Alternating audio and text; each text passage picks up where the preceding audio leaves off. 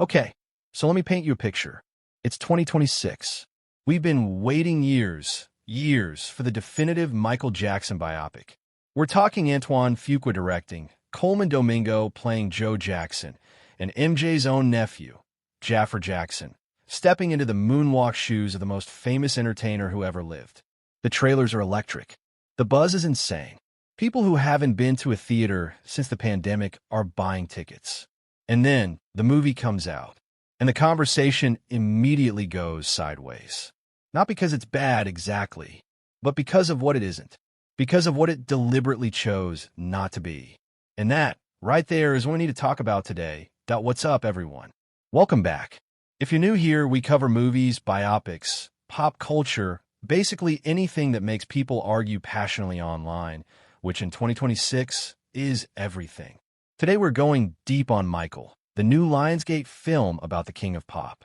Because this movie is genuinely fascinating, not just as a piece of cinema, but as a cultural event.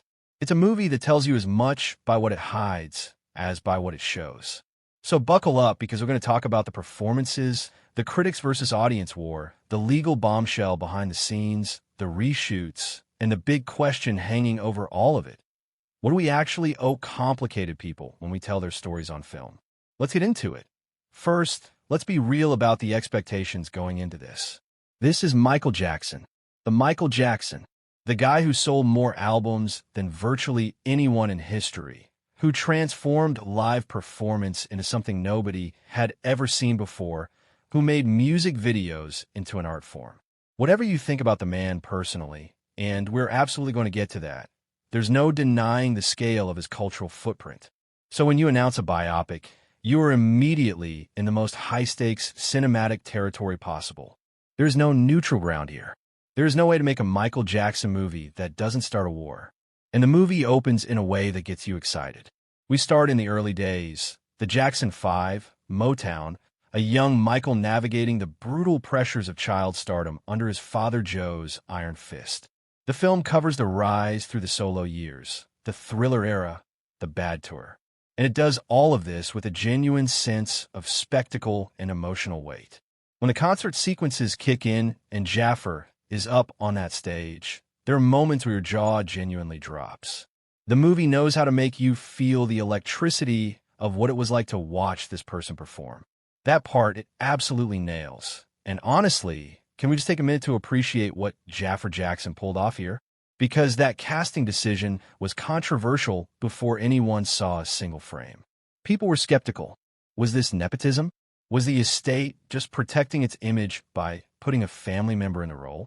And look, those are fair questions. But then you actually watch him, and those questions kind of dissolve.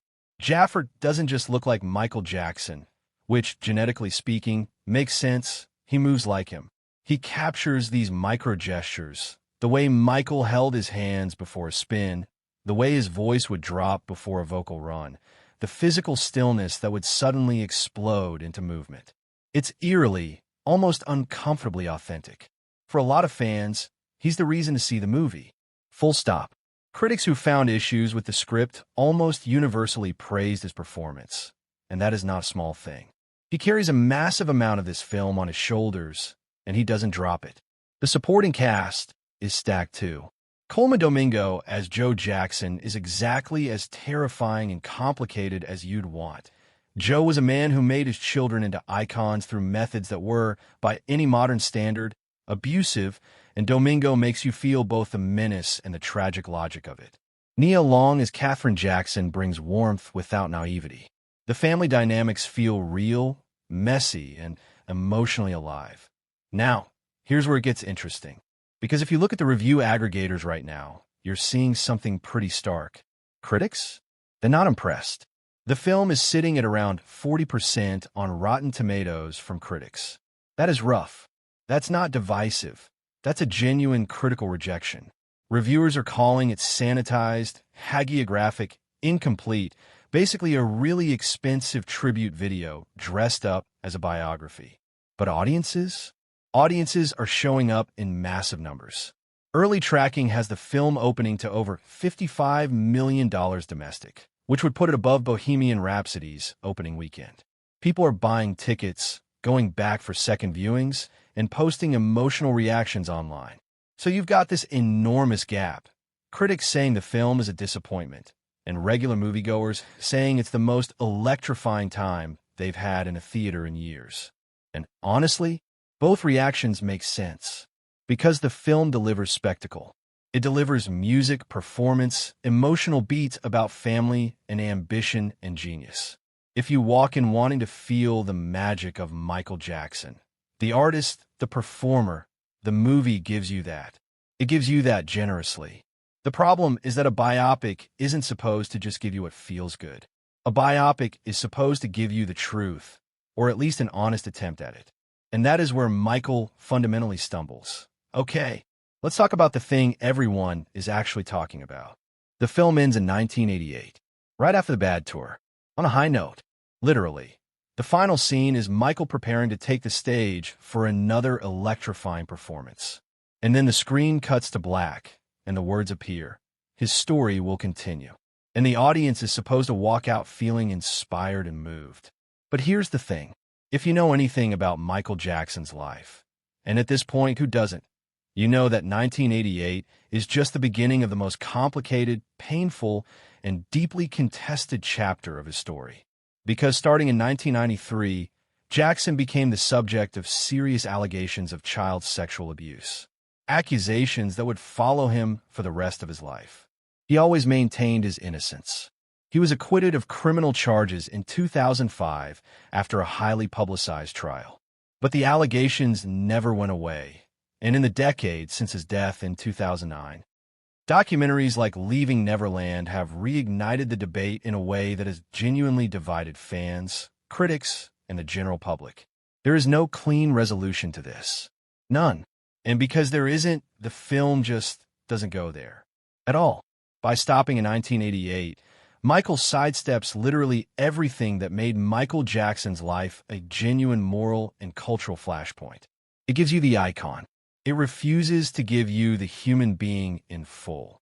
And look, I know some people will say, well, you can make a movie about the early years without addressing the later years. Directors make narrative choices. And sure, that's true in theory. But the specific way this movie makes that choice, and why it makes that choice, is where things get really murky. Because here's where the behind-the-scenes story gets genuinely wild, and this is the part that changes how you watch the whole movie. According to reporting from Variety, the original cut of Micheal was over 3.5 hours long, and that cut reportedly contained scenes that did address the 1993 allegations, specifically involving Jordan Chandler, the accuser whose family first brought allegations against Jackson publicly. But there was a problem. A massive, almost unbelievable problem. Attorneys for the Jackson estate, which serve as a producer on this film, realized that somewhere in the legal settlement with Jordan Chandler, there was a clause. A clause that explicitly barred any depiction or mention of Jordan Chandler in any movie. Ever. And apparently, no one caught this until the film was nearly done. Think about what that means. The estate signed onto a movie about Michael Jackson's life, produced it, presumably reviewed scripts, and nobody noticed this clause until they were looking at a finished cut. That is an extraordinary failure of due diligence. Or, alternatively, a convenient discovery that gave everyone legal cover to remove the material they probably wanted removed anyway. I'm not saying it's the latter, but I'm also not saying it. So what happened? They went back. Last June, the entire cast reassembled for 22 additional shooting days. They filmed a brand new third act. They restructured the ending. The movie that exists now is meaningfully different from the movie that was originally made. The production company even had to restart filming in Los Angeles, missing out on California tax rebates because the timeline no longer qualified, and all of this on top of delays caused when screenwriter John Logan's home was damaged in the Palisades wildfires. The whole thing is an absolute production nightmare, and the movie you see in theaters is the product of all that chaos. So when critics say the film feels incomplete or that it avoids the hard questions, they're right.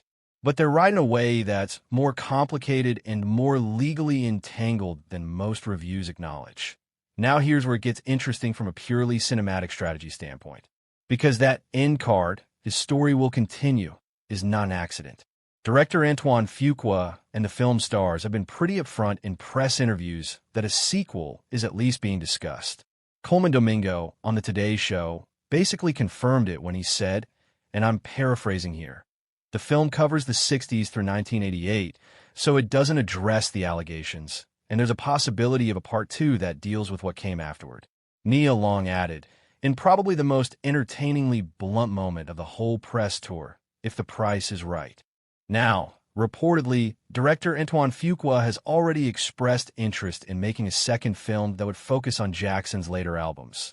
Dangerous, Invincible, the construction of Neverland Ranch, his relationship with animals, his children. And here's the thing. If that movie gets made, it would presumably have to address the allegations. Because there is no honest version of Michael Jackson's life from 1993 onward that doesn't. You literally cannot tell that story without it. But here's the question I keep turning over in my mind. Would a sequel actually be more honest? Or would it just be the estate and Lionsgate figuring out how to frame the allegations in the most favorable possible light, controlling the narrative as completely as the first film did? Because remember, the estate produced this. They have financial and reputational interests at stake that have nothing to do with artistic truth. The estate makes money off Michael Jackson's legacy, hundreds of millions of dollars every year. That is a massive incentive to protect the image rather than interrogate it. So the sequel question is exciting on paper, but it raises as many concerns as it does hopes. And this, to me, is the real conversation that Michael is forcing us to have, even if unintentionally. What is a biopic supposed to be? Is it a celebration? Is it journalism? Is it art? Is it something else entirely? Look at the landscape of recent biopics. Bohemian Rhapsody softened Freddie Mercury's story in ways that real fans found frustrating. Elvis, which, for my money, is still one of the best music biopics in years, depicted Elvis as a complicated, troubled man who was genuinely exploited by Colonel Tom Parker, and it didn't shy away from the darkness of his later years. A Complete Unknown, the recent Dylan film, made a serious attempt at showing Dylan's contradictions without resolving them neatly. These films are more interesting because they don't protect their subjects. Michael made a different choice. It decided to protect Michael Jackson, the icon, at the expense of Michael Jackson, the human being. And I think that matters, not just ethically, but artistically. Because the most interesting biopics are the ones that make you wrestle with your feelings about a person. They give you the full picture and trust the audience to sit with complexity. And when a film refuses to do that, especially when that refusal is driven by legal settlements and estate interests, it stops being a biography and becomes something closer to a brand management exercise. That doesn't mean the movie is worthless. Jaafar Jackson's performance alone is worth watching. The music sequences are genuinely thrilling. If you go in knowing what it is, a partial, curated portrait of an artist's rise, you might even enjoy it a lot. But you owe it to yourself to know what you're not getting. So here's the question I want to leave you with, and I genuinely want to know what you think in the comments. Do we have an obligation, as filmmakers, as storytellers, as audiences, to demand the full truth about complicated people? Or is there value in a film that says, here is the part of this person's story that is unambiguously beautiful, and we're going to celebrate that, and let you be the judge of everything else? Michael Jackson was, without question, one of the most gifted entertainers in human history. He was also a deeply, deeply complicated human being whose later life raised questions that haven't been, and may never be, definitively answered. Michael the movie chose to give you the first part and cut away before the second part begins. You can respect the artistry of that choice. You can be frustrated by it. You can be both at the same time. I'm kind of all three, honestly. One thing is certain, though, the conversation this movie is generating is way more interesting than the movie itself. And maybe that's the most Michael Jackson thing about the whole situation. Even in death, even through a carefully controlled biopic, the man cannot stop making the whole world argue about him. If you like this breakdown, hit subscribe, drop a comment with your take. Did you see the movie? What did you think? And I'll see you in the next one.